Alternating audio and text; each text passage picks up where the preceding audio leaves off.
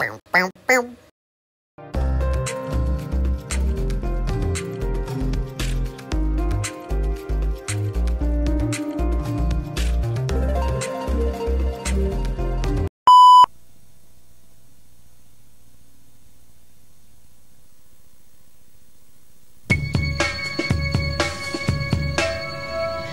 Jenkins, a Luther Corp night janitor at Smallville's fertilizer plant number 3.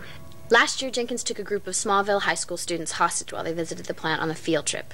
Jenkins demanded the plant management take him to level 3, a secret level of the plant where he claimed to be working around the time he developed chronic seizures. Once the hostage crisis ended, Luther Corp paid for Jenkins to be sent to Metropolis for medical observation, where he died 6 months ago. But as Earl's widow, Belinda, can tell you, Earl's story didn't end in Metropolis. Earl came home one morning. He worked nights. He was shaking. Not trembling, but it was like he was vibrating. Jitters. That was his word for it. Yeah. He said that they were spraying crops on level 3, using some kind of a green dust. So his jitters coincided with his work on level 3? It all started there. Okay. Whatever he was exposed to, that's what took him away. Sorry, Mrs. Jenkins. And Mr. Luther, he's helped a little, but there's so many bills, and Earl used to take care of all that stuff. And Johnny's a handful. He's more than your average toddler. Was your son sick too?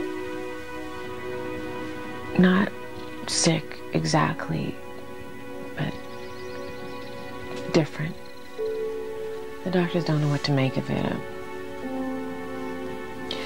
Earl thought that if he could just get back to level 3, he'd be able to figure out what made him sick and get better, but when Lex Luthor took him down there, it was all gone, vanished. After that, no one believed a word he said. And they convinced him he'd imagined everything. There was this one man, though, a Dr. Walsh, Arthur Walsh. He believed your husband? I'm not sure.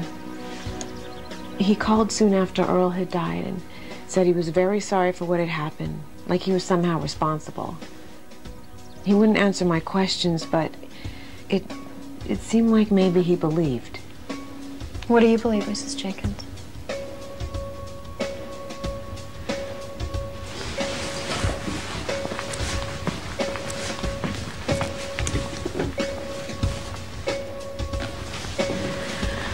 These are the shoes that Earl wore to work during those 8 weeks he slept level 3. My husband was not crazy. Can we be sure to get a shot of this, please?